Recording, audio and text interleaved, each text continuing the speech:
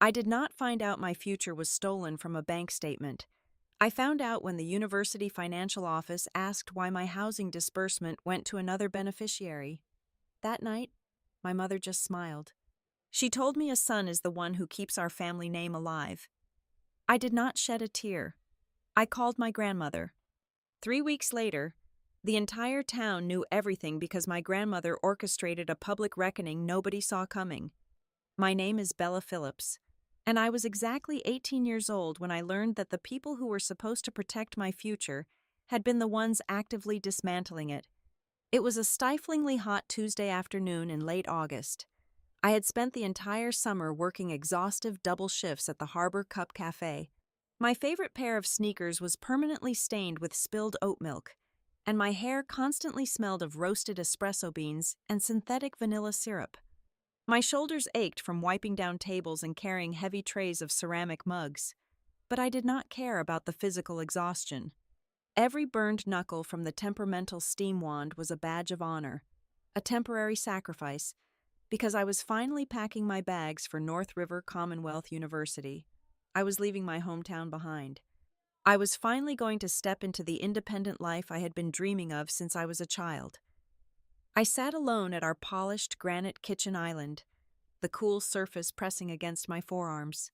My laptop was open in front of me, its screen glowing brightly with the university student portal. Everything felt so official and close. Green checkmarks sat proudly next to my medical vaccination records, my freshman course registration, and my meal plan selection. The only item left on my digital checklist was a bright red notification box demanding my final housing and tuition confirmation. I needed to route the payment. I felt a surge of deep gratitude as I pulled up the contact information for the wealth management firm. I had my grandmother's custodial account routing details memorized. It was a massive safety net, a fund she had meticulously built over my entire life, and it gave me a profound sense of security.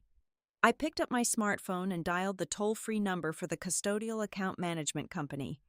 The automated system guided me through several menus before placing me on hold. A soft jazz track played in my ear for exactly 7 minutes before a representative picked up the line. His name was Marcus, and he possessed a polite, slightly monotone voice typical of corporate customer service. I confidently provided my full name, my date of birth, and my social security number to verify my identity. I explained to Marcus that I needed to authorize the final, large disbursement for my incoming freshman year tuition and my on-campus dormitory fees. Marcus asked me to hold for just a moment while he pulled up my specific financial records. I could hear the rhythmic clacking of his keyboard through the receiver. That ordinary sound of typing was the very last normal thing I would experience in my childhood home. Suddenly, the clacking stopped entirely. A thick, heavy silence stretched over the telephone line. The pause went on for so long that I actually pulled the phone away from my ear to check if the call had dropped. I placed it back and asked if he was still on the line. Marcus cleared his throat. When he finally spoke, his voice had completely lost its bored, professional tone. It was tight, careful, and deeply hesitant. He told me he was looking at the requested account, but there was an immediate issue with processing any transfer amount. I let out a small laugh, assuming this was a simple bureaucratic hurdle. I figured I had perhaps missed a processing fee requirement or triggered a fraud alert by requesting an out-of-state transfer. I told him to simply transfer the maximum available balance minus whatever administrative costs the firm required. I stated clearly that I knew the account sat at roughly $187,000, so there should be plenty of room to cover the university invoice. Marcus went completely silent again. The silence felt suffocating. When his voice finally returned, the words he spoke simply refused to register in my brain. Marcus informed me that the current available balance on my educational trust account was not in the 6 figures. He read the numbers slowly. He told me the balance was exactly $312.40. A cold wave washed over my entire body. I immediately told him he had to be looking at the wrong client file. I explained with rising urgency that my grandmother had established this high-yield account when I was just a baby. I insisted it was a dedicated growth fund, and there was absolutely no mathematical way the balance was hovering in the mere hundreds. Marcus's tone shifted from hesitant to deeply sympathetic, and that pity terrified me more than anything else. He gently assured me he was looking at the exact account registered under my specific Social Security number. My chest tightened. I demanded to know exactly where the money had gone.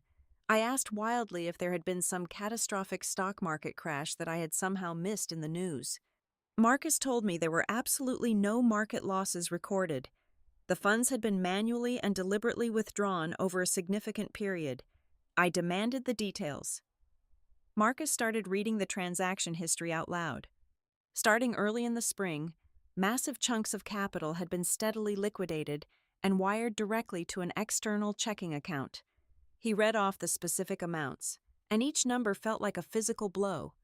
$8,500 on the 2nd day of March, $12,000 on the 14th of April, $14,900 on the 18th of May.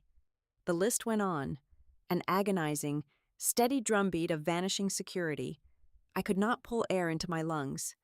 I interrupted him and asked who had authorized these massive liquidations, knowing legally that only the designated custodian could touch the money until I reached my 18th birthday. Marcus confirmed my worst fear in an instant. He stated that the signature on every single digital wire transfer request belonged to the sole account custodian. It was my father, Daniel Phillips. I squeezed my eyes shut, desperately searching for a logical explanation. I asked Marcus what the official memo lines on the transfers said. A naive, desperate part of my brain thought maybe my father had simply moved the entire fund to a better trust or a more secure banking institution to protect it. Marcus hesitated once more. He read the internal transaction descriptions left by the custodian. Every single withdrawal carried the exact same justification note. The screen read, "Housing-related disbursement." I ended the phone call. I did not bother saying goodbye or thank you. I slowly set my phone face down on the cold granite surface of the kitchen island. The entire house was completely silent, save for the low mechanical hum of the kitchen refrigerator. The late afternoon sun was streaming brightly through the bay window, illuminating tiny dust motes dancing in the warm air. Everything in the room looked exactly the same as it had 15 minutes ago. Yet the entire foundation of my existence had just been entirely eradicated. Housing-related disbursement. The bureaucratic phrase echoed relentlessly in my head, bouncing off the walls of my skull. I slowly lifted my gaze and looked across the expansive kitchen counter. Resting casually near the ceramic fruit bowl was a sleek silver keychain attached to two freshly cut, gleaming brass keys. They belonged to my older brother, Gavin.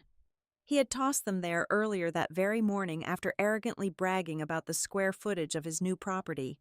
Gavin had just closed on a beautiful, recently renovated duplex on the wealthy side of town. For weeks, my parents had told everyone in our social circle that it was a miraculous result of his incredible hard work and their astute financial guidance.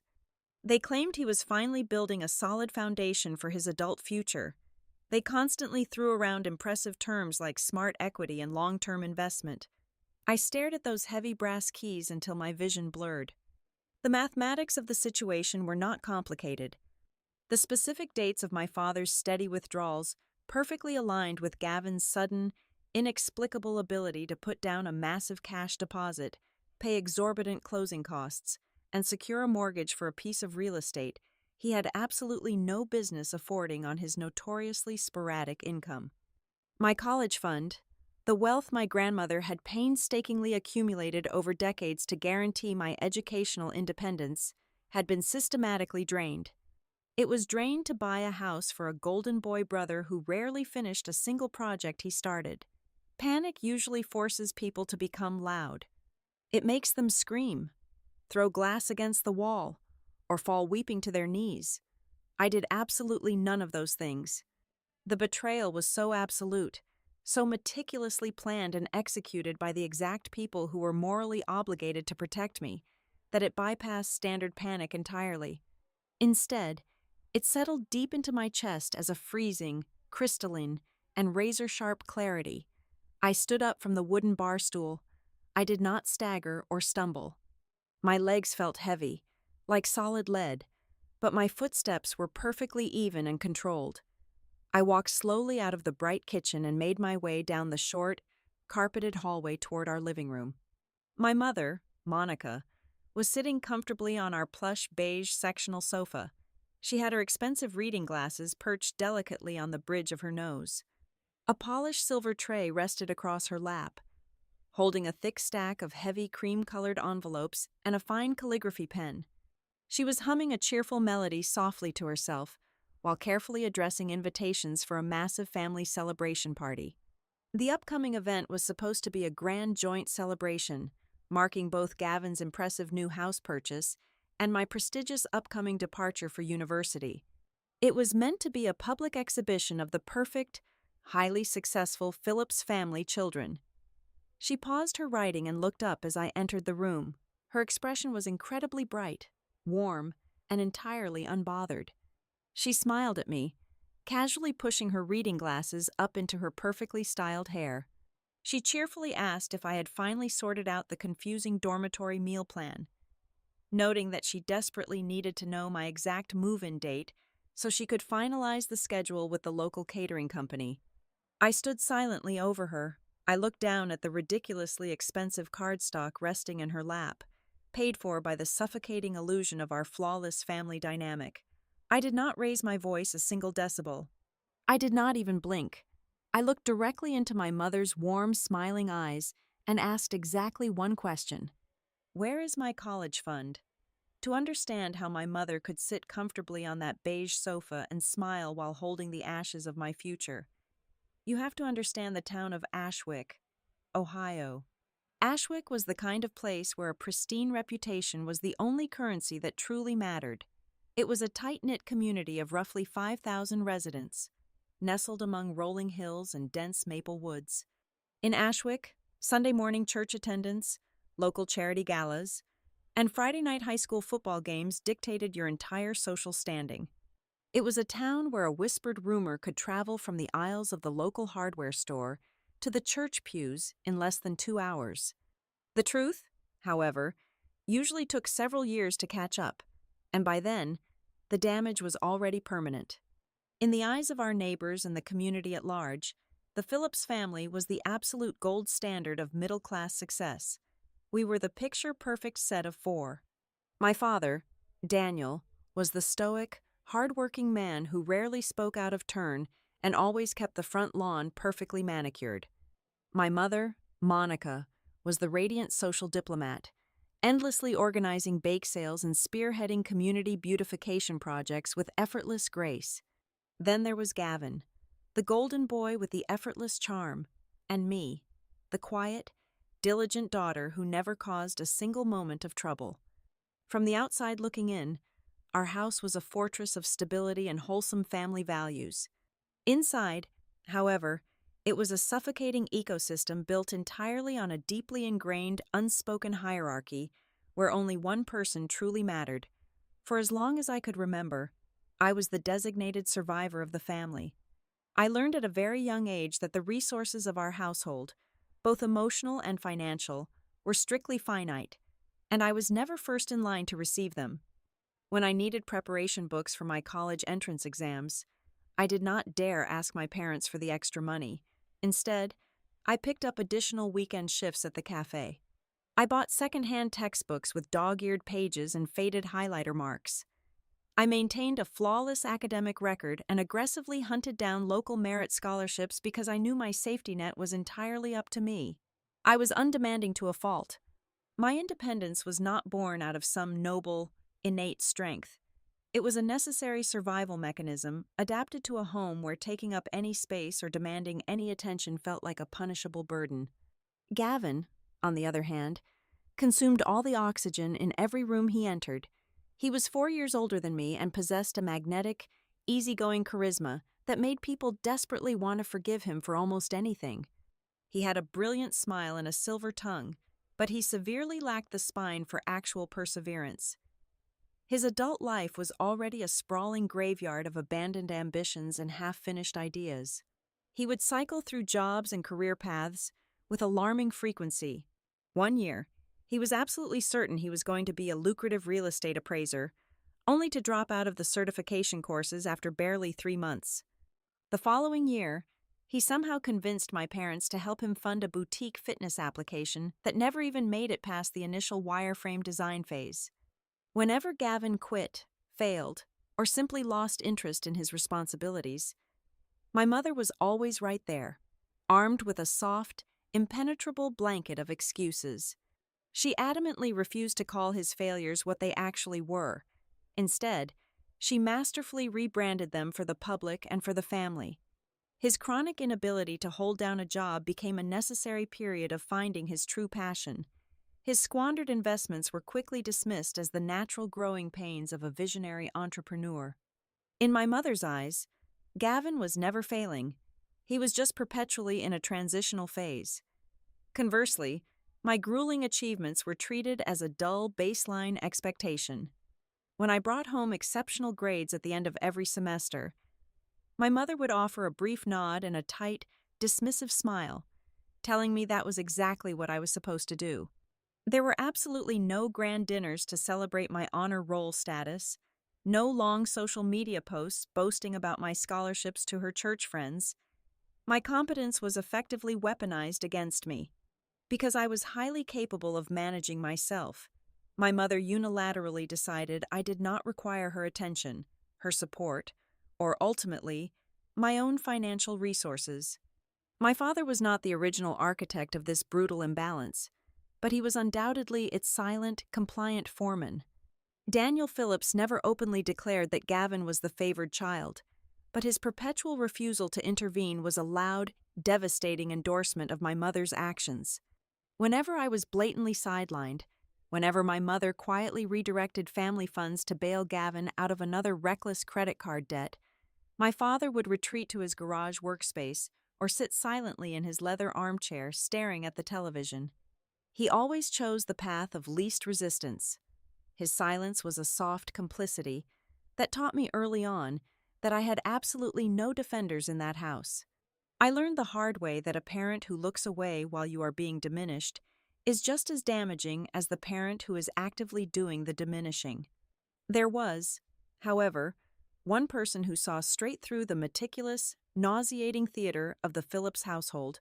My maternal grandmother, Evelyn Mercer, was the singular force of gravity and truth in my life.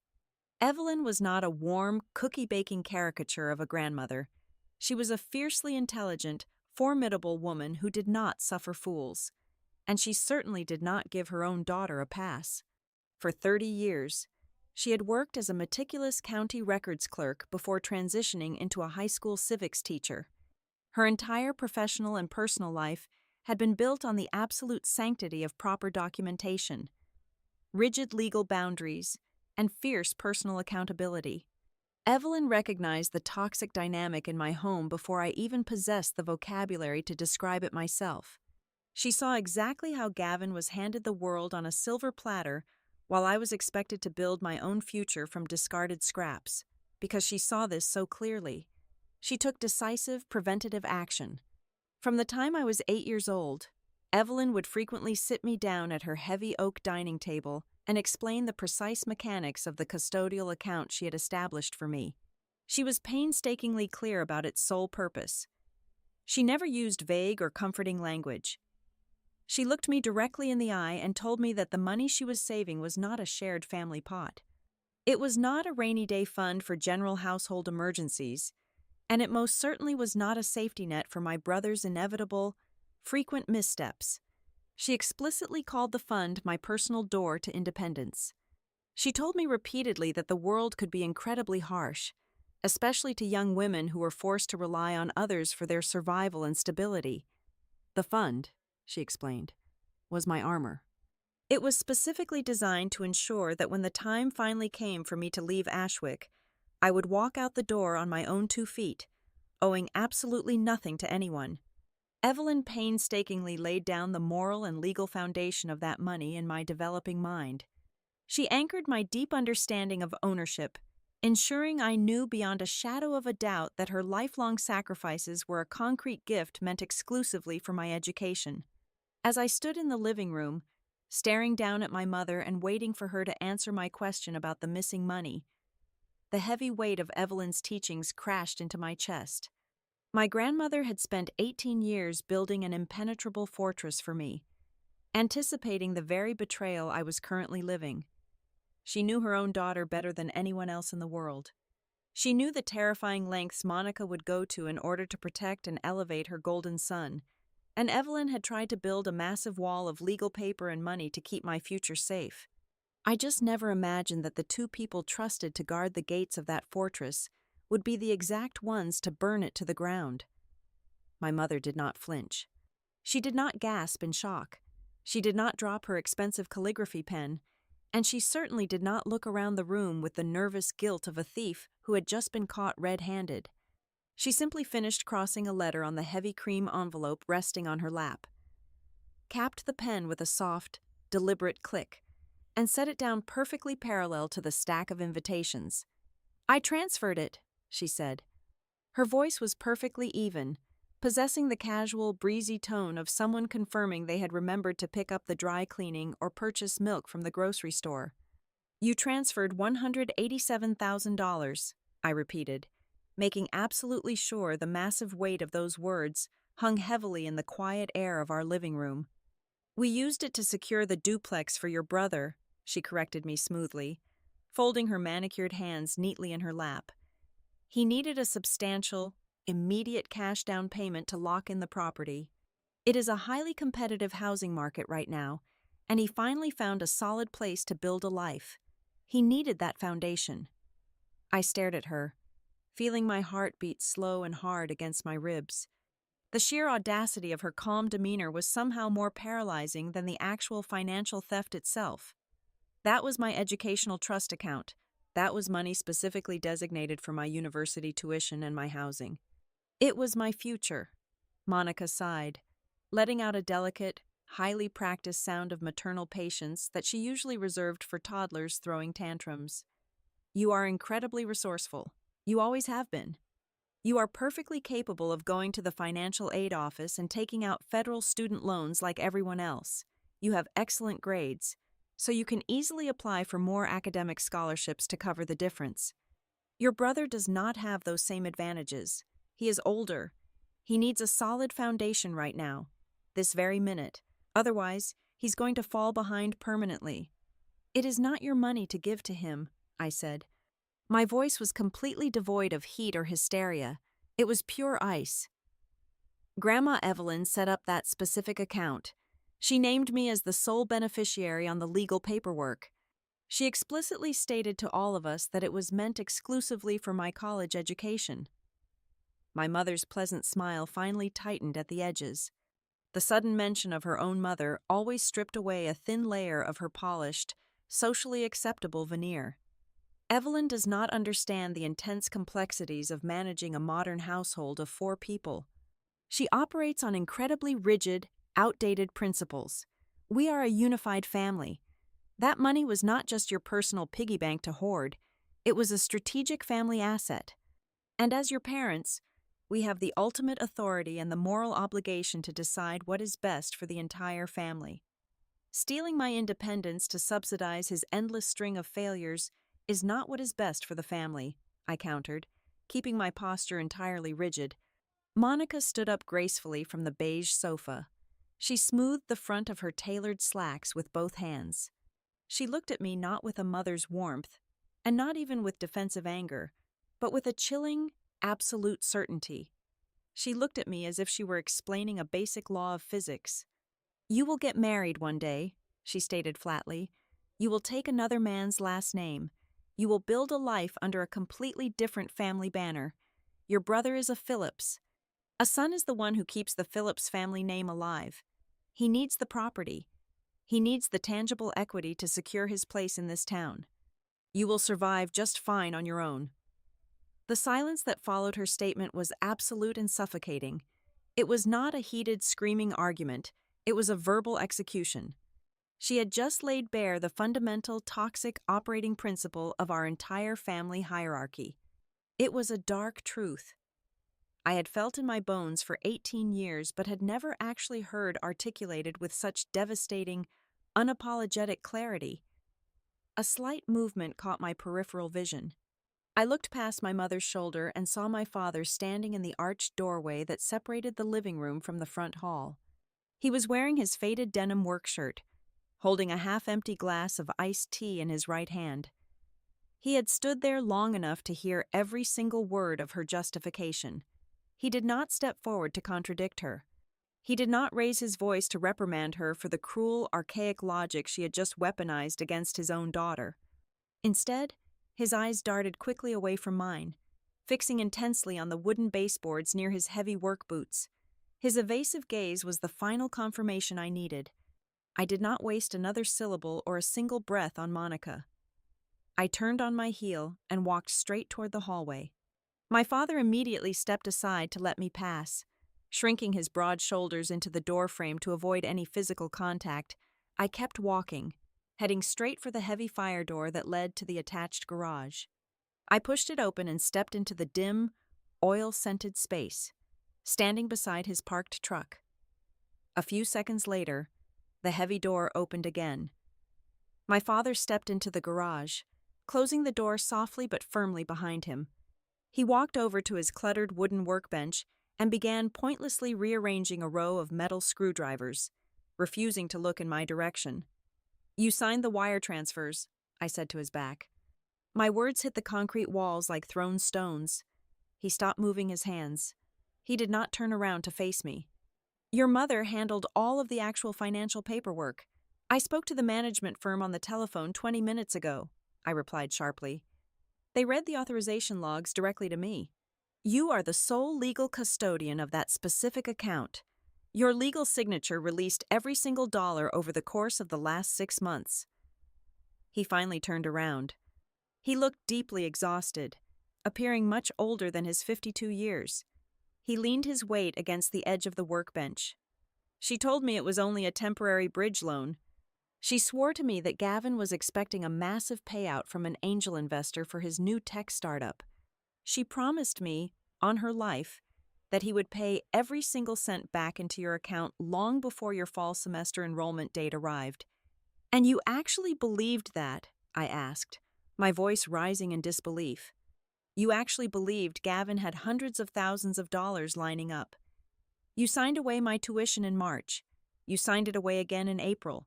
You signed it away again in May. You watched the balance drop to $300 and you said absolutely nothing."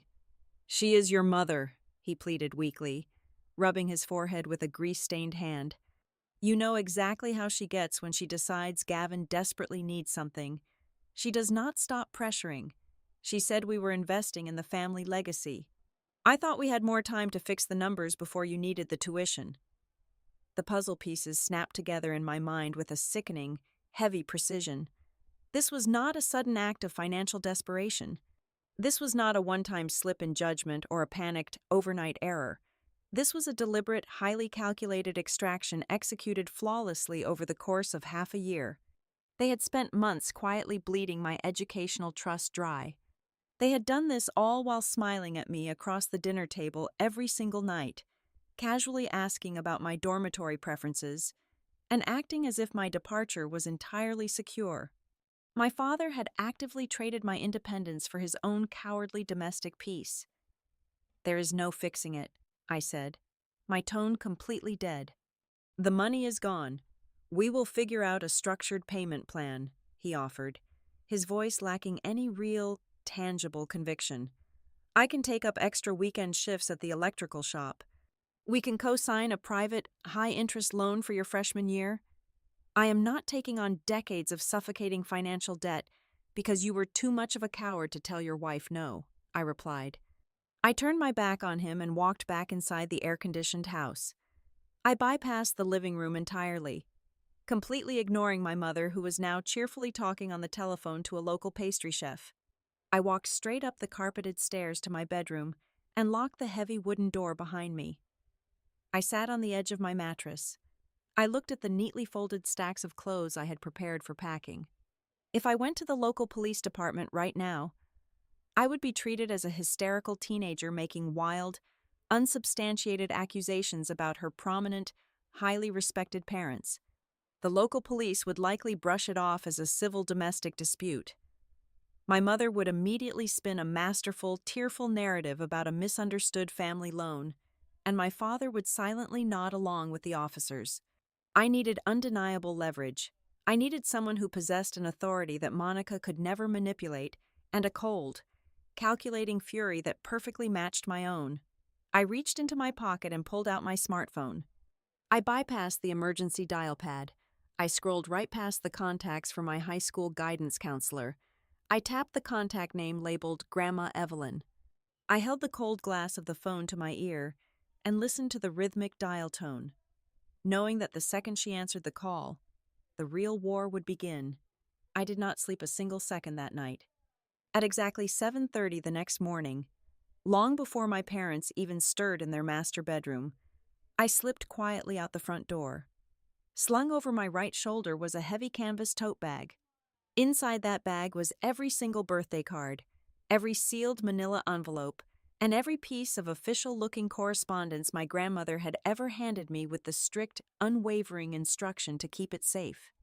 The walk to her house on the northern edge of Ashwick took exactly 22 minutes, the crisp morning air doing absolutely nothing to cool the burning knot of anxiety in my stomach.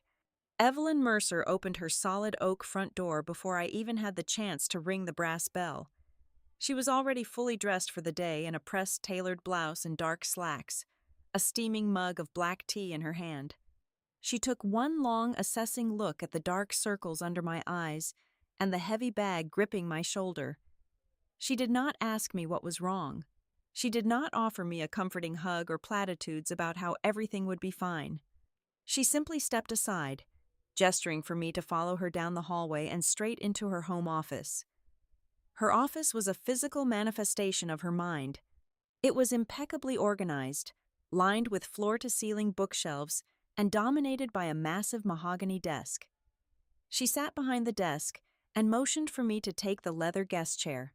I unzipped my tote bag and began piling the haphazard stack of saved documents onto the polished wood. "They took it," I said, my voice finally cracking under the weight of the previous 24 hours. "The entire college fund. They drained it to buy Gavin that duplex." Evelyn set her tea down.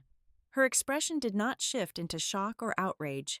Instead, a cold, hardened look of absolute grim validation settled over her features. She did not look like a woman who had just received devastating news. She looked like a grandmaster in a chess tournament who had just watched her opponent walk blindly into a trap she had anticipated a decade ago. I was never entirely certain she would actually cross that specific line, Evelyn said quietly, her voice possessing a terrifying calm. "But I have spent the last 18 years preparing for the distinct possibility that her blind obsession with your brother would eventually override her basic morality." Evelyn stood up and walked over to a heavy fireproof filing cabinet locked securely in the corner of the room.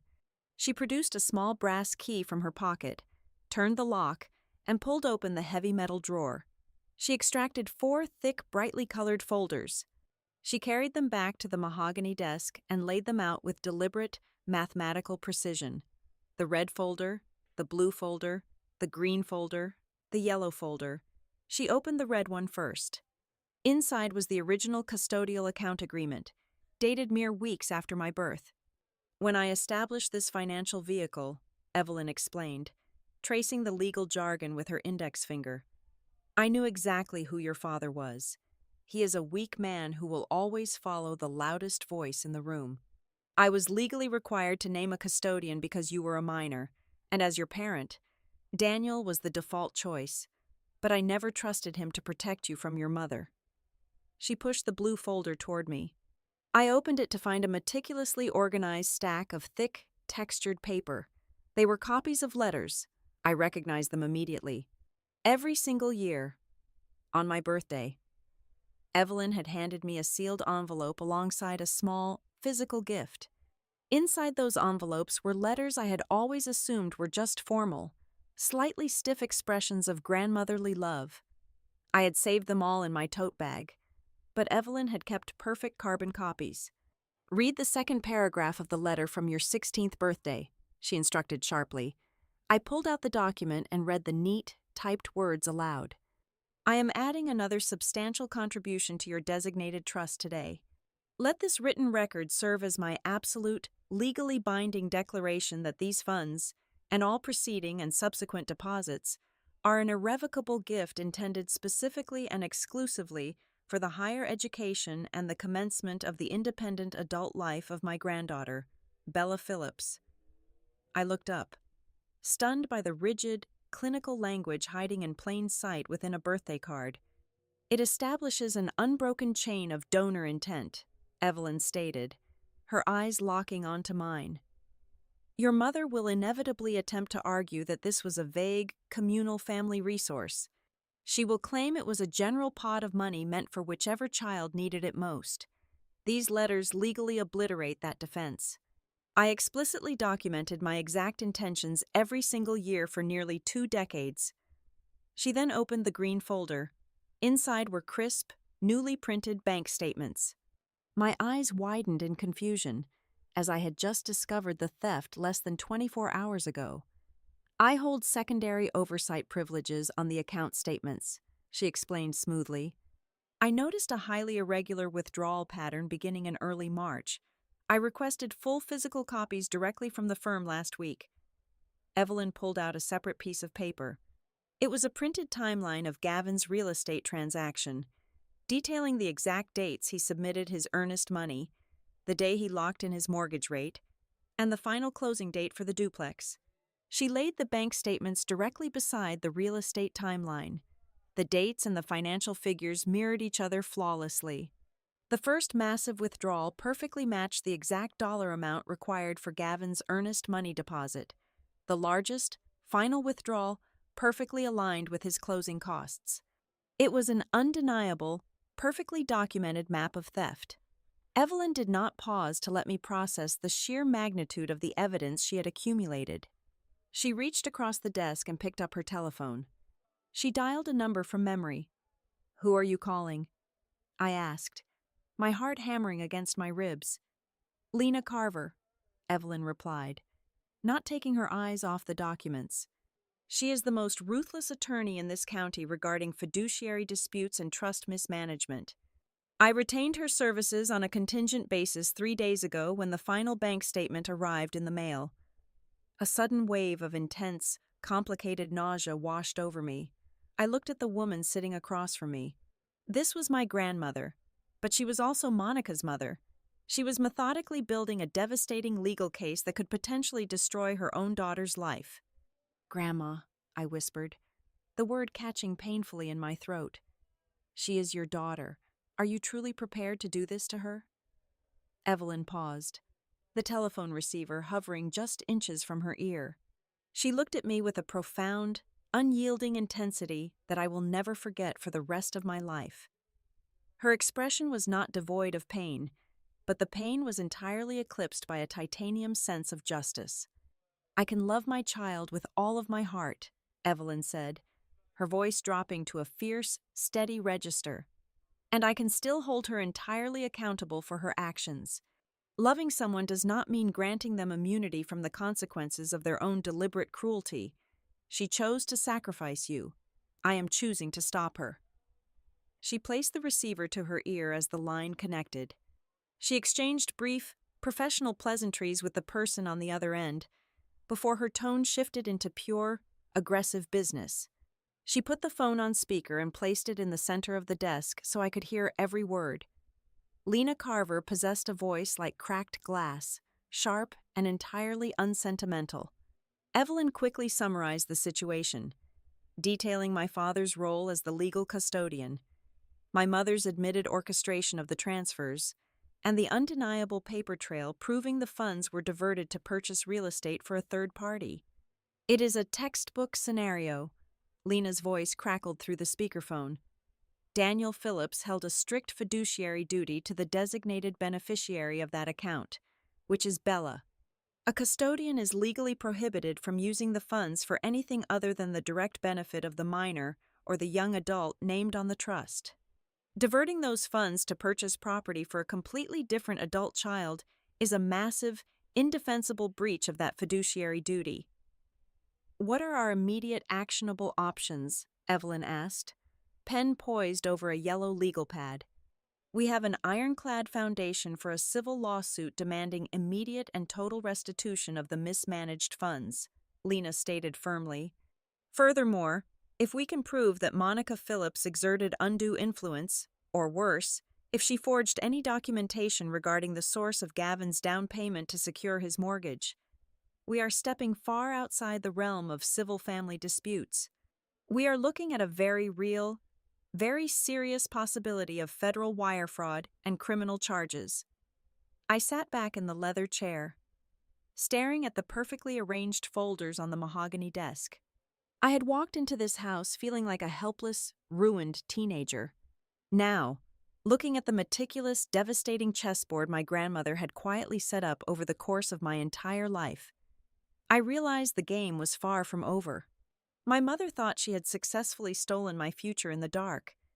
She had no idea my grandmother was about to turn on every single light in the room. Lena's sharp, authoritative voice filled the quiet space of my grandmother's mahogany-lined office, projecting clearly from the small speaker of the telephone resting on the desk. She presented us with two distinct, parallel paths forward. The first option was an immediate civil strategy. We would file a formal demand for full and complete restitution, seeking an injunction to freeze any remaining assets and legally forcing my father to account for every single vanished dollar. The second path was far more aggressive and permanent. She suggested submitting a comprehensive formal complaint directly to the county district attorney.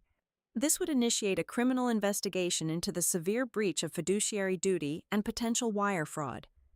I sat rigidly in the leather guest chair, staring at the perfect rows of legal documents my grandmother had assembled. I told Lena I wanted to pursue both paths simultaneously. However, the moment the words left my mouth, a cold, heavy dread settled deep in my stomach. I knew exactly how this would play out in the court of public opinion. I voiced my fear aloud, telling my grandmother that the entire town would inevitably cast me as the ultimate villain. I would become the vindictive, ungrateful teenager who ruthlessly sued her own loving parents over a simple financial disagreement. Evelyn folded her hands together on the desk and nodded slowly, acknowledging my fear without a single ounce of pity. She warned me that my mother's greatest weapon was not the stolen money itself, but her ironclad grip on the social narrative of Ashwick. Monica was the undisputed queen of local optics. She ran the annual church donation drives. She coordinated the seasonal women's auxiliary luncheons, and she smiled brightly at every single town council meeting. Evelyn predicted exactly what my mother would do next. She would preemptively strike. She would meticulously craft a tragic, sympathetic story about a complex family financial misunderstanding. She would blur the sharp, legal lines of theft by painting herself as a desperate, self-sacrificing mother who made an impossibly difficult choice for the collective survival of her children. We did not have to wait long to see the strategy unfold. Before the clock even struck 2 in the afternoon, Lena had legally executed the first strike. She dispatched a certified courier directly to my parents' house. The heavy envelope contained a formal, uncompromising letter demanding immediate financial restitution and a strict legal notice mandating the absolute preservation of all relevant financial and physical evidence. Exactly 14 minutes after the courier confirmed the delivery, my mobile phone began to vibrate violently against the armrest of my chair. It was a relentless barrage of text messages from Monica. She did not offer a single word of apology. Instead, she immediately weaponized her emotions, casting herself as the ultimate victim of a cruel, unprovoked attack. She typed out massive blocks of text, accusing my grandmother of actively brainwashing me and poisoning my mind against my own family. She insisted that healthy, loving families simply do not send aggressive legal threats to one another. She claimed my actions were breaking her heart and tearing the fabric of our home apart. I read the messages silently, feeling a sickening mixture of rage and profound exhaustion. I started to type out a furious reply, wanting to scream at her through the screen, but Evelyn reached across the desk and gently placed her hand over mine. She instructed me not to respond to a single word. She insisted that we must never engage in a messy, private, emotional shouting match where Monica could twist my anger to serve her victim narrative. Later that same evening, as the sun began to dip below the tree line outside Evelyn's window, my phone rang. The caller identification displayed Gavin's name. I answered the call, pressing the phone to my ear but keeping my voice entirely neutral. His usual confident, arrogant tone was completely absent. Instead, he sounded genuinely rattled, his breathing shallow and quick. He asked me what was going on, his voice tight with an unfamiliar anxiety. He explained that our mother had just called him in a total state of panic. He said she was talking incredibly fast, rambling about hostile legal paperwork and aggressive lawyers. He told me Monica had explicitly assured him that the massive cash down payment for his new duplex was a completely private bridge loan secured from an independent financial source. However, he admitted that her sheer desperation on the phone had deeply unsettled him. He was not a financial genius, and he certainly did not understand the intricate legal mechanics of a custodial trust account, but the undeniable frantic urgency in Monica's voice had finally pierced through his comfortable bubble of ignorance. He was beginning to suspect that his beautiful new house was built on a foundation of lies. I simply told him he needed to carefully review his own closing documents, and then I ended the call. Evelyn was meticulously planning our next move. She knew that simply filing the legal paperwork quietly would allow Monica to control the resulting gossip in the shadows. Evelyn wanted Monica to feel completely confident. She wanted my mother to actively spin her web of lies, to publicly double down on her fabricated narrative of family sacrifice, so that when the truth finally surfaced, the sheer contradiction would be impossible for anyone in town to ignore. The perfect, undeniable opportunity was rapidly approaching. That upcoming weekend, the town of Ashwick was hosting the annual Scholarship and Founders Dinner. It was the single most prestigious and heavily attended social event of the entire year, held in the grand ballroom of the local civic center. The guest list included the mayor, the town council, wealthy local business owners, and all the prominent families. Naturally, my mother was a highly visible member of the core organizing committee. She had spent months boasting about the event. I was scheduled to be featured during the evening's program, paraded across the stage as the local academic pride, a shining example of a successful Ashwick student heading off to a prestigious university. It was the ultimate stage for my mother's flawless family illusion. While I sat in the guest chair battling my anxiety, Evelyn calmly picked up her telephone once again. She dialed the direct extension for the Civic Center's event coordinator. With a perfectly pleasant, conversational tone, my grandmother leveraged her status as a prominent, longtime financial backer of the town's educational initiatives.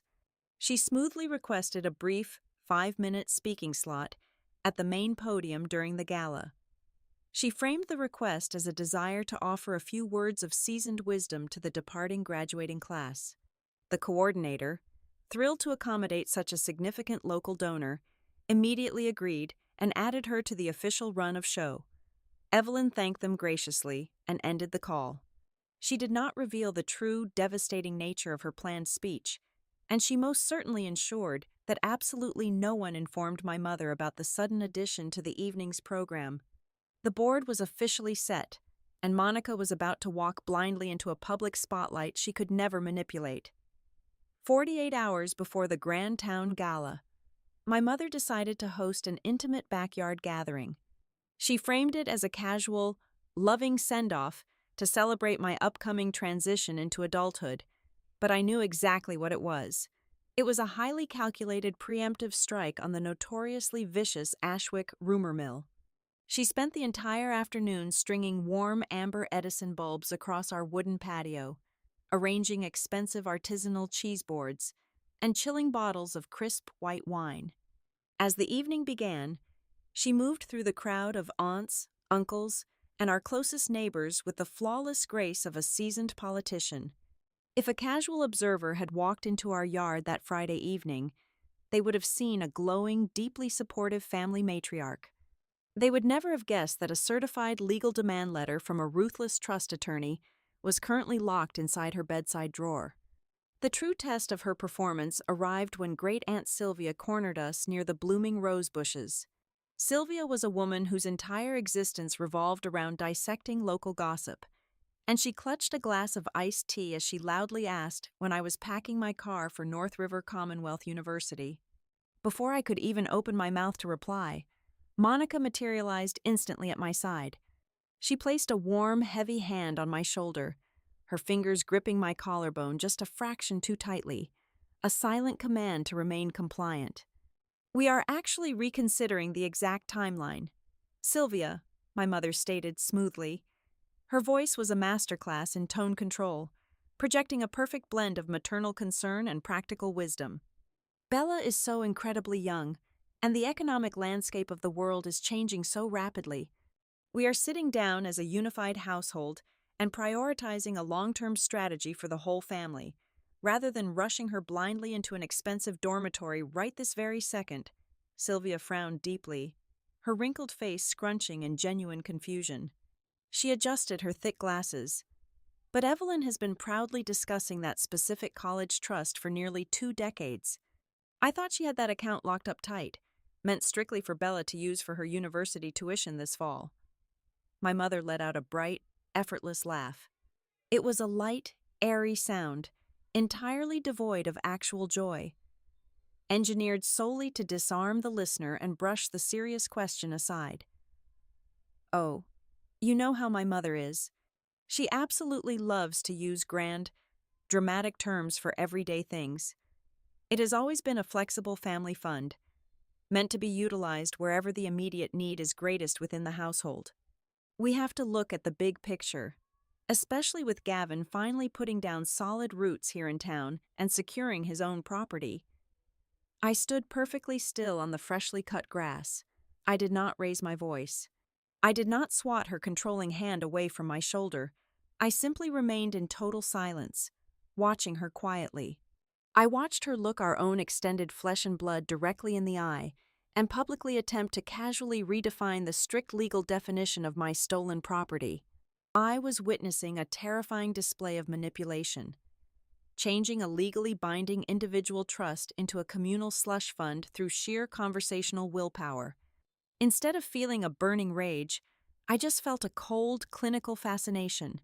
I was quietly cataloging every single lie she told, knowing exactly how devastating it would be when Evelyn shattered this illusion the very next night. Across the brick patio, sitting slumped in a wrought iron chair away from the main cluster of guests, was my father. Daniel was a man slowly suffocating under the crushing weight of his own cowardly choices. While Monica happily held court and poured more wine, he barely touched the grilled chicken resting on his paper plate. His skin had taken on a grayish, sickly pallor, and dark shadows hung heavily under his eyes. Every time a guest laughed loudly, his shoulders physically flinched. Whenever someone merely glanced in his direction, he suddenly found the bottom of his plastic cup utterly fascinating. He knew Lena Carver was not bluffing about the district attorney. He knew the legal machinery was already grinding into motion, and yet he sat there in agonizing silence, letting his wife dig their collective grave even deeper with every cheerful lie she spun to our relatives. By 10 o'clock that night, the final guests had hugged us goodbye and driven their cars down the dark street.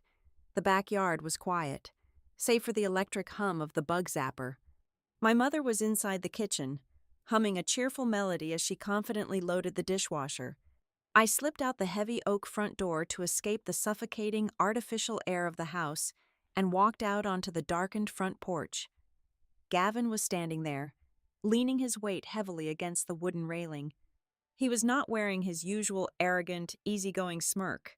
The golden boy of the Phillips family looked absolutely terrible. His broad shoulders were hunched inward, and he was compulsively picking at the edge of his thumbnail. He heard the screen door click shut behind me and slowly turned around. We stared at each other in the heavy, humid night air for a long moment. "Tell me the truth," Gavin finally said. His voice was completely stripped of its usual bravado. It was low, raspy, and trembling with a rising, undeniable panic. "Did the cash for my duplex really come from your educational trust?" I did not waste my breath on an emotional speech. I reached into the front pocket of my denim jacket and pulled out the sharply folded photocopies Evelyn had provided me. I flattened the papers against the wooden porch railing directly under the yellow glow of the security light. I tapped my index finger on the official banking header, pointing to my name clearly listed as the sole beneficiary, and my father explicitly named as the sole custodian. Then, I dragged my finger slowly down to the right-hand column detailing the withdrawals. Look at the exact dates. Gavin, I instructed coldly. Look at the specific dollar amounts. I want you to look at this paper and tell me, they do not perfectly match the day you put down your earnest money and the day you signed your final closing documents. Gavin leaned over the paper. I watched his eyes frantically scan the black and white rows of numbers. $14,900, $12,000, $8,500. The undeniable physical evidence hit him with the force of a physical blow. He actually stumbled backward a half step, the remaining color draining entirely from his face. For the very first time in his 22 years of life, the protective, comfortable bubble our mother had built around him completely shattered. He was finally standing face to face with the ugly, undeniable cost of his own unearned comfort. He realized he was standing on a foundation built entirely out of my destroyed future. But as I watched his chest heave with rapid breaths, I realized it was not just the profound guilt of robbing his younger sister that was making him hyperventilate. It was a secondary, far more terrifying realization dawning in his eyes. He looked up at me, his expression shifting from deep shame to absolute, wide-eyed terror. "Bella, this does not make any logical sense at all," he whispered frantically, running a shaking hand violently through his hair. When the mortgage broker demanded the official proof of funds for the underwriter, Mom handed me a completely different stack of papers. She gave me a formal gift letter. It had a different banking institution printed at the top. It had a signature line at the bottom, and the signature looked exactly like your handwriting. A sudden, freezing chill swept through my veins, temporarily paralyzing my lungs. The stern legal warning Lena Carver had issued in my grandmother's office suddenly echoed loudly in my mind. Falsifying a financial document to secure a federally backed real estate loan was not a messy family dispute. It was a severe federal crime. Gavin gripped the wooden railing so hard his knuckles turned stark white against the dark wood.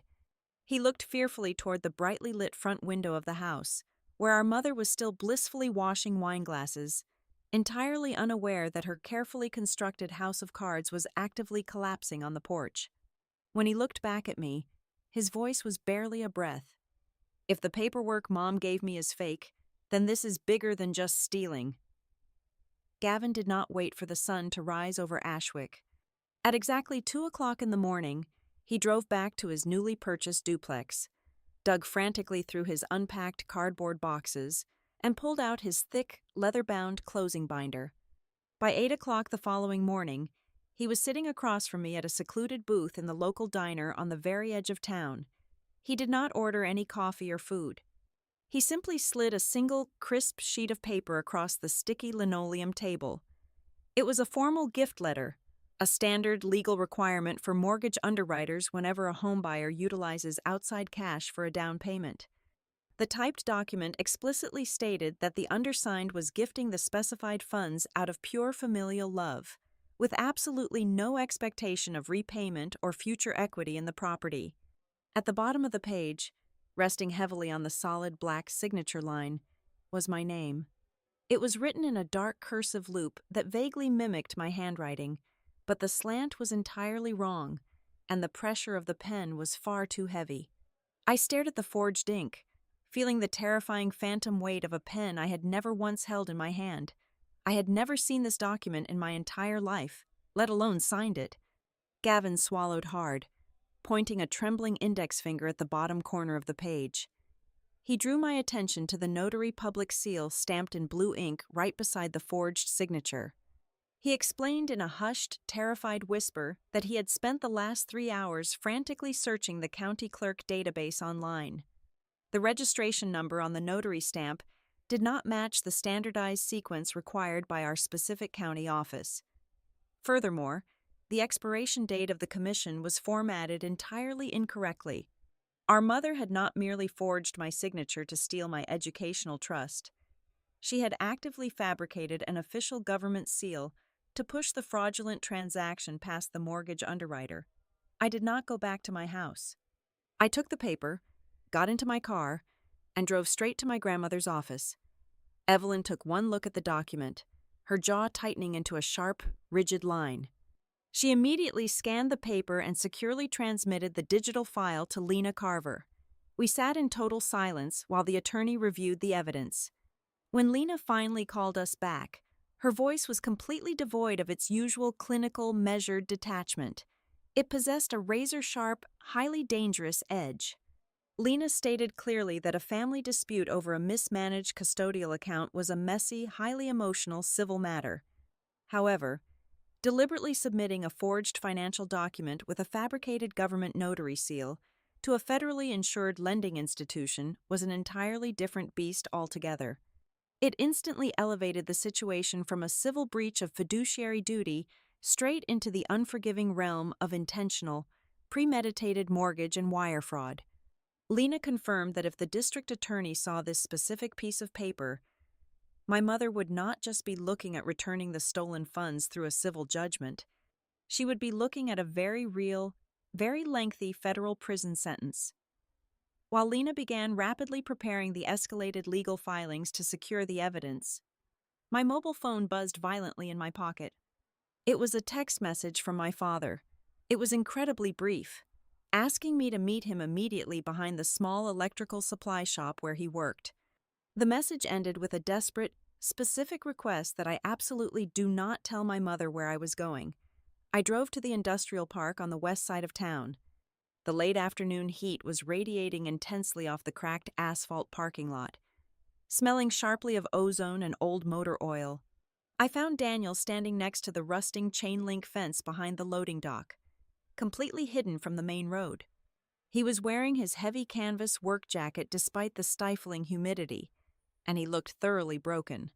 The oppressive, looming weight of Lena's formal legal demand letter, combined with the horrifying reality of Monica's endless, cheerful lies to our neighbors, had finally cracked his foundation of silence.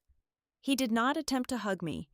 He did not offer any pathetic, tearful apologies or try to explain away his profound cowardice. He simply reached into his frayed pocket and pulled out a cheap, blue plastic USB drive. He held it out to me, his calloused hand shaking noticeably in the humid air. I took it, the cheap plastic feeling warm against my palm. He looked away, staring blankly at the rusted industrial dumpster nearby. He told me the drive contained dozens of captured digital images transferred directly from his mobile phone. They were months of text messages between him and Monica. He explained in a hollow, defeated voice that he could not stomach the false narrative she was spinning anymore, the lie that this was all just a tragic, temporary financial misunderstanding.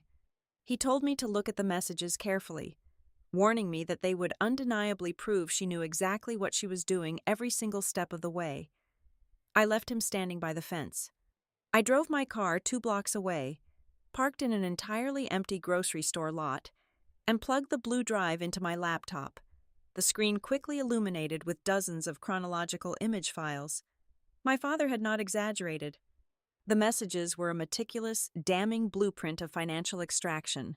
There were texts from my mother explicitly instructing him on exactly which days to authorize the custodial wire transfers. More sickeningly, there were messages where she specifically directed him to keep the individual withdrawal amounts strictly under $10,000. She wrote clearly that anything over that specific federal threshold might trigger an automatic internal review by the wealth management firm's compliance department. She was actively and deliberately structuring the withdrawals to evade banking detection. In another exchange dated in late April, my father had expressed mild panic about the rapidly depleting account balance. My mother had replied with absolute, chilling confidence. She typed out that they just needed to keep the accounts fluid until the duplex closed, promising they would scramble to replace the funds before I ever checked the balance for my fall university tuition. It was undeniable, ironclad proof of calculated, predatory intent. The messages completely obliterated any potential legal or social defense that she genuinely believed the money was a legally accessible family resource. She knew she was stealing, and she knew she had to actively hide it from the banking institutions and from me. My father was still a profound coward. Handing over that small blue drive in a dusty, hidden parking lot was the absolute limit of his courage. He was still entirely unwilling to stand up to my mother in the bright light of day or confront her in our living room. Yet, delivering that specific digital evidence marked the official, irreversible collapse of their united parental front. He had handed me the exact nails needed to permanently seal her coffin. Sitting alone in my parked car, staring at the cold, pixelated evidence of my mother's betrayal, I felt a profound, agonizing grief tear violently through my chest. The truth was finally arming me with insurmountable legal power. But the heavy cost was the complete and utter disintegration of my family. The parents I thought I had, the safe home I thought I grew up in, were melting away like wax over a flame, leaving behind nothing but strangers, cowards, and thieves. I was intensely awake, but I was grieving the sudden death of my entire childhood. I closed the laptop, put the car in drive, and went straight back to Evelyn's house. I walked into her office and placed the blue drive precisely in the center of her mahogany desk. I was shaking from head to toe, tears of pure, concentrated grief and anger finally threatening to spill over my eyelashes. Evelyn looked at my trembling hands, then reached out and gripped both of my wrists firmly. Her voice was an anchor in the storm, steady, deeply grounded, and absolutely unyielding. She told me not to let the intense pain force me into a panicked, rushed mistake. She reminded me that we were methodically building a steel cage that Monica could never manipulate her way out of. Evidence, Evelyn stated with absolute authority, looking directly into my tear-filled eyes, must always walk miles ahead of emotion.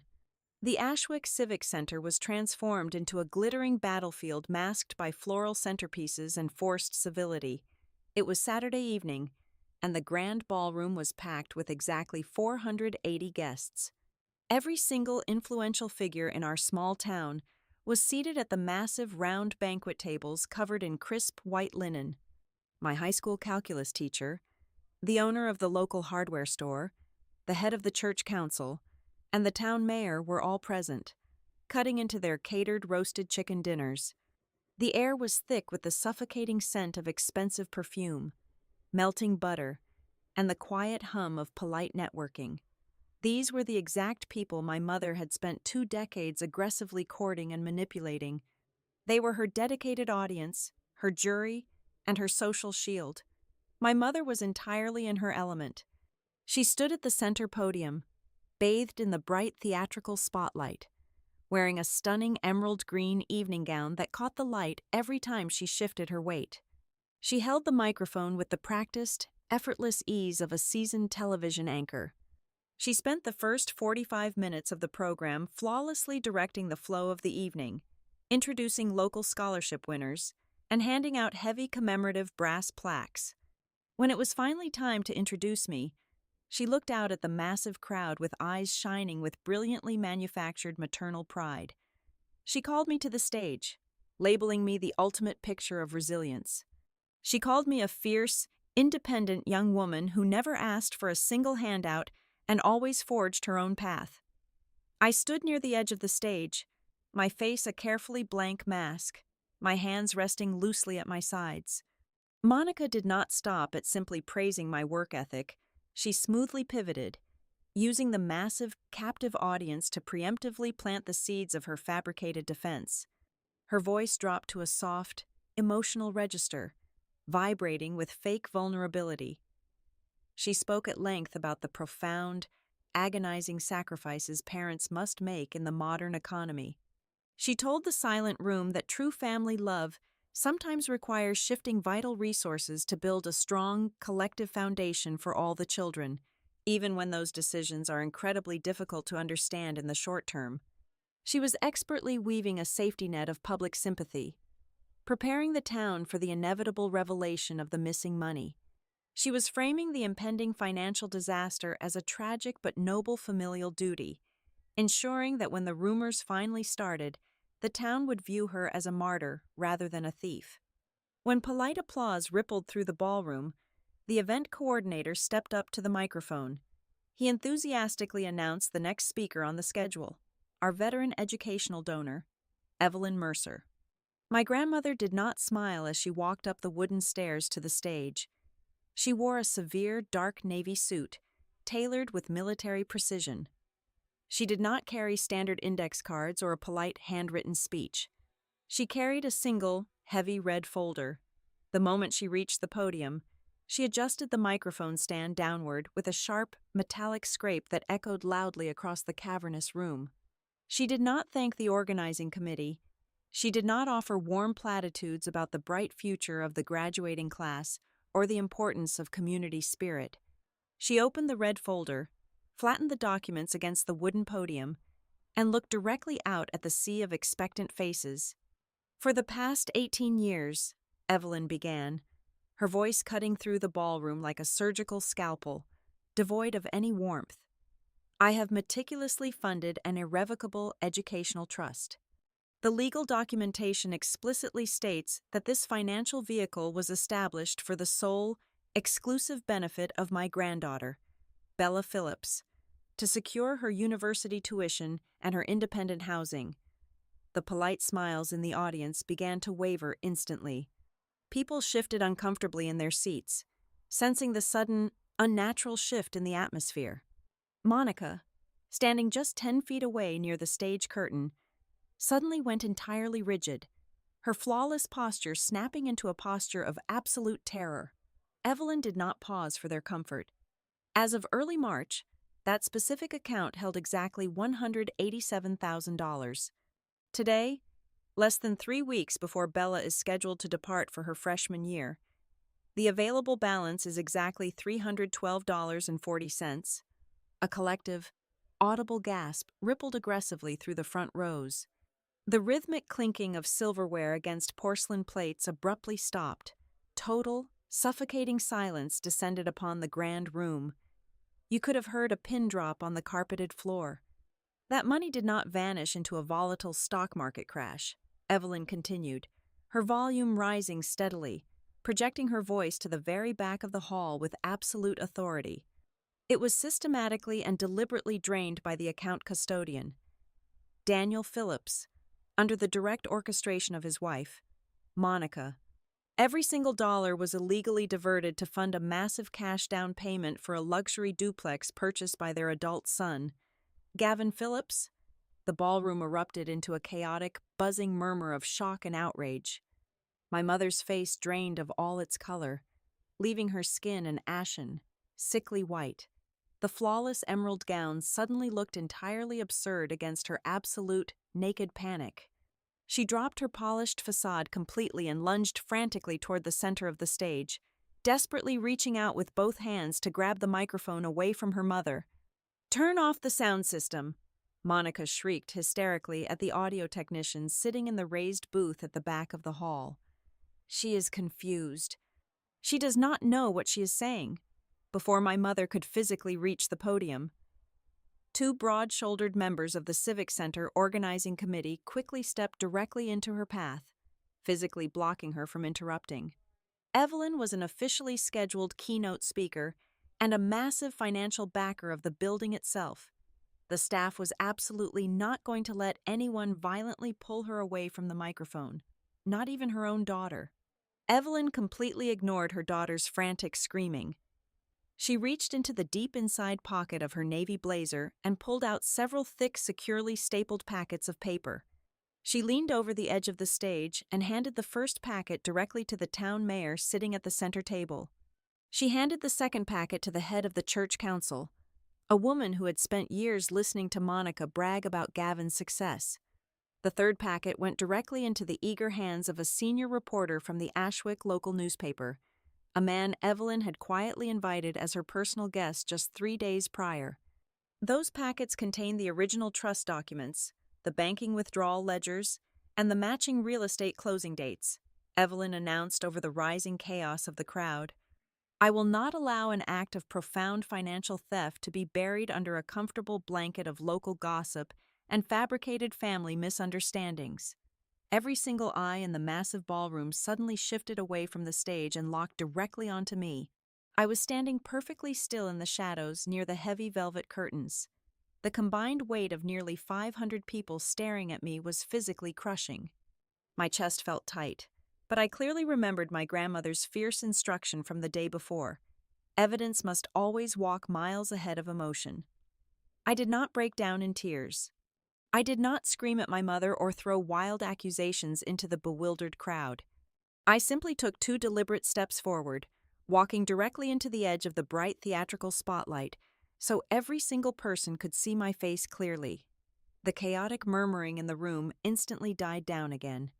Everyone waited with bated breath to see if I would protect my parents, if I would try to save the family dignity, or if I would confirm the horrifying accusation. I looked directly at the local reporter clutching the packet of evidence. Then I slowly turned my head and looked at my mother, who was currently being restrained by the confused event staff. "I did not know," I said. My voice was completely steady, carrying clearly across the silent room without the aid of a microphone. And I did not consent. That single, terrifyingly calm sentence was the final, fatal blow. The thick, comfortable fog of manipulation my mother had spent her entire adult life building in this town instantly evaporated into thin air. She could no longer hide behind vague terms like family strategy, flexible funds, or collective sacrifice. The grueling legal battle to actually reclaim my stolen future was still looming heavily on the horizon. But as I turned my back on the brightly lit stage and walked calmly out of the Civic Center doors into the cool night air, I knew the most important war was already over. My grandmother had guaranteed that the absolute truth belonged to the entire town now. Monica would never be able to control the narrative again. By Sunday morning, the crisp autumn air in our small town felt entirely different. The Ashwick Chronicle, usually a dull weekly publication dedicated to high school sports scores and local charity bake sales, dropped onto front porches with the devastating weight of a live explosive. The veteran reporter my grandmother had strategically invited to the Civic Center did not simply print a sensationalized gossip column about a dramatic family shouting match. He published a meticulously researched, highly educational piece detailing the exact legal parameters of a Uniform Transfers to Minors Act account. The article methodically explained to the entire community that a custodial fund is absolutely not a communal family piggy bank subject to a parent's changing mood or financial distress. It is a strict, legally binding fiduciary obligation. By spelling out the objective financial law in plain black and white, the newspaper instantly stripped my mother of her favorite, carefully cultivated defense. The town finally understood that this was not a complex internal domestic squabble over fairness. It was an undeniable, perfectly documented case of financial exploitation. My mother, suddenly trapped in her rapidly collapsing reality, resorted to the only arena she mistakenly thought she still controlled. Just before noon, she published a massive, sprawling statement on her primary social media page. She cast herself as a modern martyr, dramatically claiming she had been cruelly ambushed and publicly humiliated by her own elderly mother in front of the community she had served for decades. She typed out frantic, emotional paragraphs about the agonizing burdens of motherhood and the impossibly difficult choices required to keep a family afloat in a challenging economy. But her usual echo chamber was shockingly empty. The prominent women from the church council, the affluent charity organizers, and her wealthy neighbors did not rush into the comment section to offer their blind, unwavering support. Instead, the comments were dominated by distant acquaintances and younger town residents dropping direct links to the newspaper article. People were publicly demanding she explain the exact legality of the wire transfers. Her carefully curated digital fortress was burning to the ground in real time, and her former allies were quietly retreating into the shadows. While Monica was violently hemorrhaging public support, my own mobile phone began to quietly light up with private notifications. Sitting at my grandmother's kitchen table, I read dozens of direct messages from people I barely knew. A former high school teacher wrote to sincerely apologize for never intervening when my mother blatantly ignored my academic awards. A woman who worked at the local bank confessed she had always felt sick to her stomach, watching my mother buy Gavin expensive gifts while I walked 2 miles in the snow to my grueling shifts at the cafe. The quiet observers of our town, the people who had silently witnessed the grotesque favoritism for over a decade, were finally finding their courage. The validation was deeply overwhelming, but it brought a profound, hollow ache. They had all clearly seen the systemic abuse, yet it took my entire future being stolen for anyone to actually say a single word. The social fallout was devastating, but the legal machinery moving in the background was absolutely lethal. First thing Monday morning, Lena Carver called my grandmother's house on a secure line. Her voice crackled with aggressive, professional satisfaction. She informed us that the county district attorney had not hesitated for a single second after reviewing the packet of evidence Evelyn had provided. The prosecutor's office had officially issued sweeping subpoenas. They were legally demanding the complete, unredacted banking ledgers directly from the wealth management firm. They were seizing the entire real estate closing binder from the title company. Most dangerously, the district attorney specifically demanded the original physical copy of the suspected forged gift letter with the fabricated notary seal. The state was not treating this as a simple civil request for restitution. They were actively building a massive, airtight criminal indictment. The sheer, terrifying velocity of the district attorney's investigation finally broke the last remaining pillar of my parents' alliance. Lena revealed that my father had secretly retained a low-cost, independent defense attorney over the weekend. Through his new legal counsel, Daniel was formally offering his full and unconditional cooperation to the prosecutor.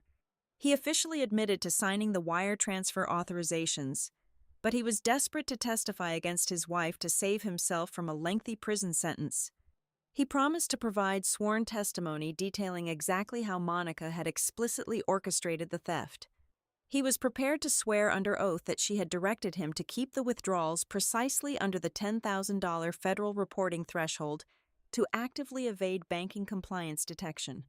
My father was finally speaking up, not to protect his daughter, but to save his own skin by throwing his wife entirely to the legal wolves.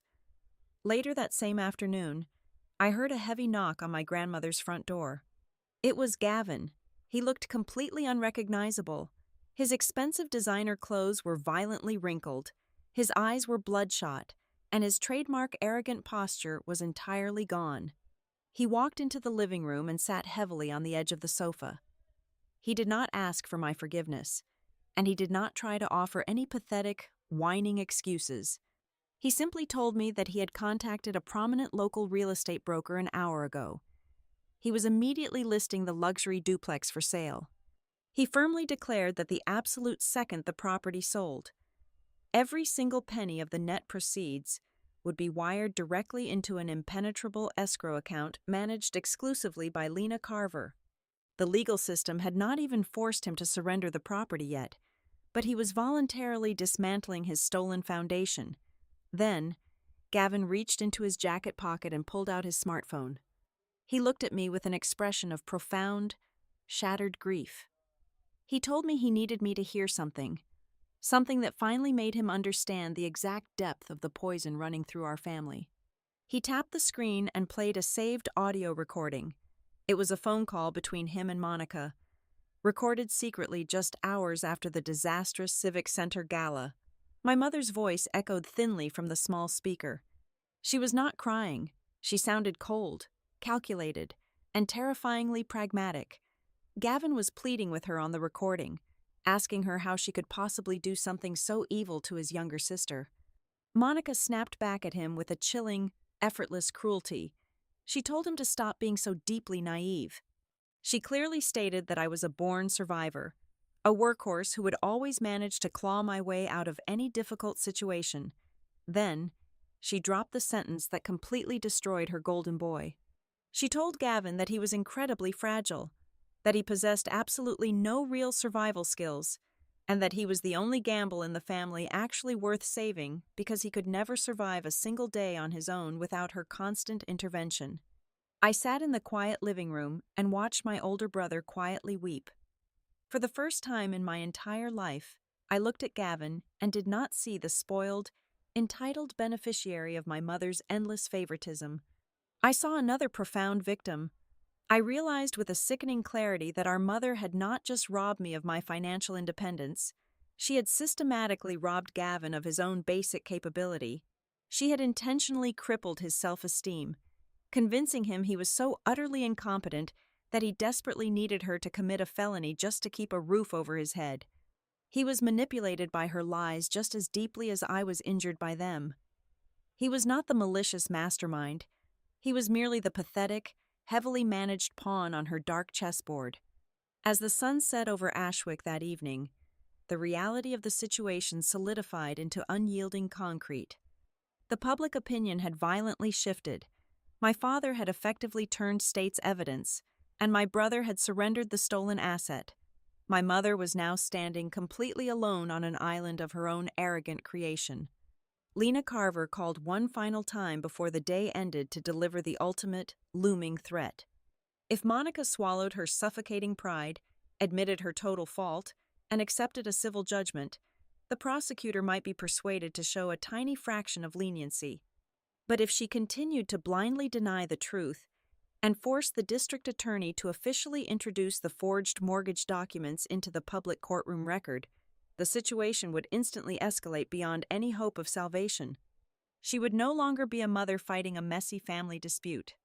She would face severe federal charges carrying massive, life-altering consequences, and absolutely no amount of charming smiles or community bake sales would ever be able to save her from the absolute ruin she had built with her own two hands. Exactly 3 weeks before my mandatory freshman orientation at North River Commonwealth University, the sale of Gavin's duplex officially closed. My brother had instructed his real estate broker to aggressively price the property for a rapid turnover, which meant taking a noticeable financial loss on the artificially inflated purchase price our mother had originally negotiated. Once the massive real estate agent commissions, the early closing penalties, and the shifting market adjustments were fully calculated and deducted, the net cash proceeds wired directly into Lena Carver's secure legal escrow account fell short of the original stolen amount. Out of the $187,000 they had illegally siphoned from my future, we were missing roughly $22,000. The district attorney's office did not care about the volatile real estate market or the missing $22,000. It cared about the documented evidence. The prosecution presented an absolutely airtight criminal indictment.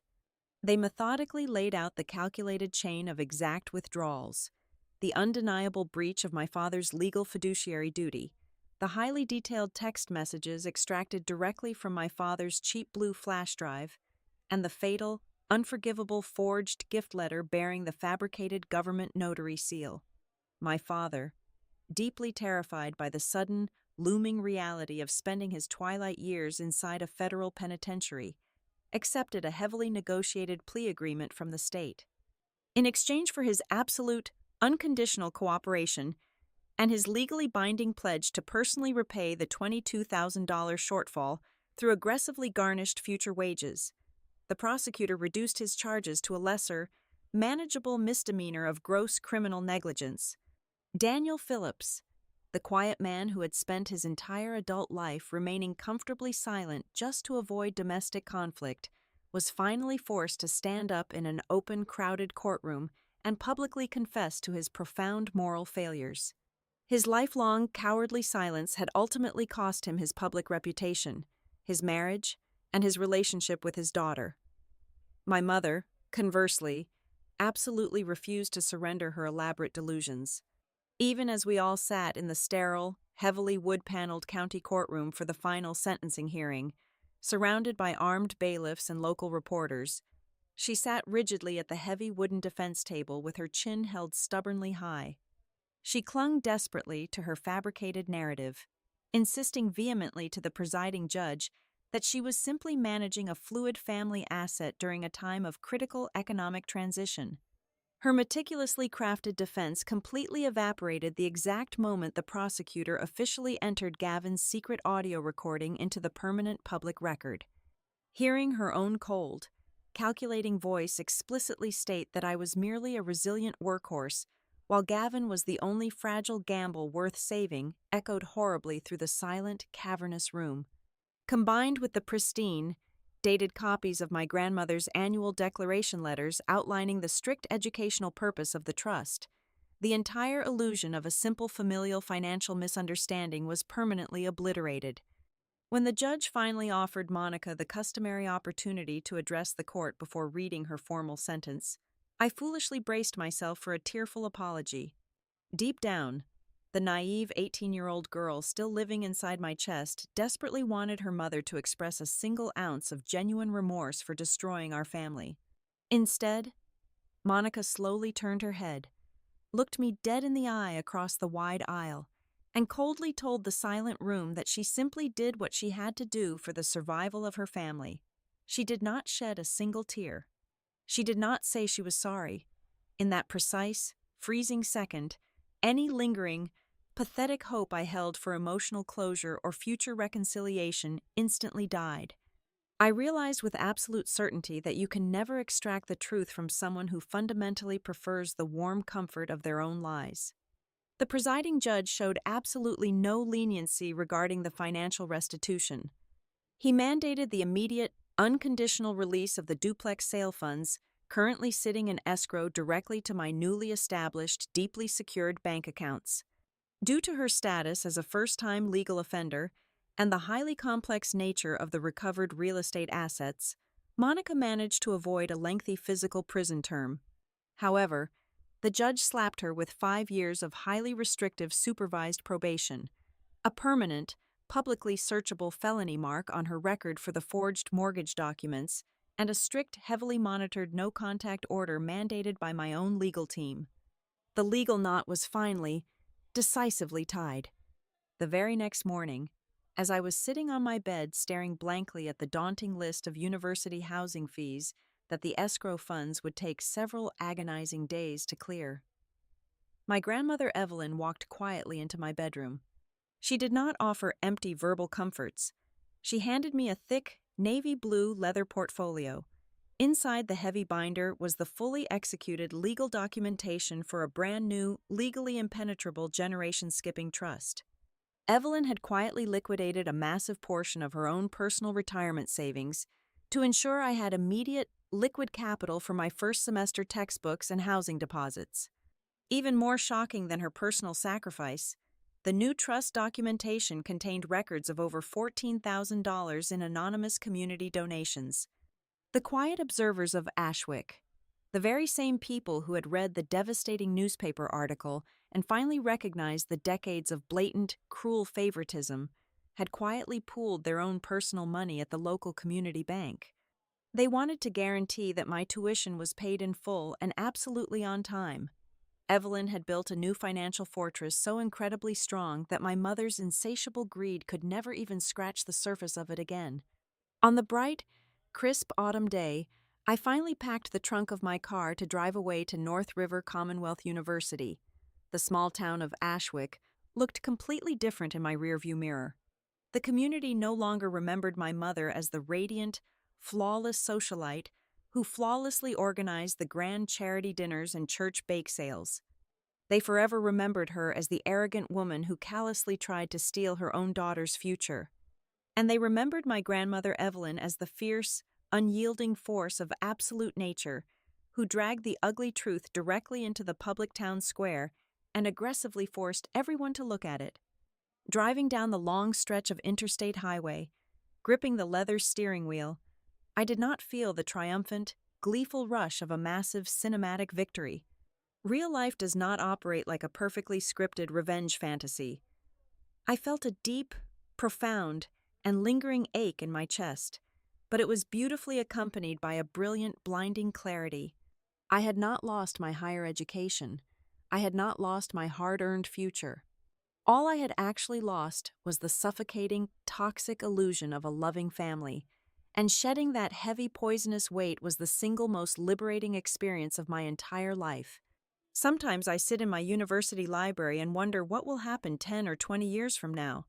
If my mother ever manages to bypass the legal restrictions, finds my physical address, and sends me a long letter that still completely lacks the word sorry, will I even bother to open the envelope? Will I ever find it in my heart to forgive her? Or is keeping that massive, impenetrable boundary the absolute only way I can truly protect my peace? I want to ask all of you listening right now, what would you do in my exact situation? Do you forgive or do you protect your boundary? Thank you so much for listening to my story today. Please let me know where in the world you are listening from in the comments below so we can connect and share our thoughts. If this story resonated with you, feel free to like, subscribe, and share your thoughts in the comments.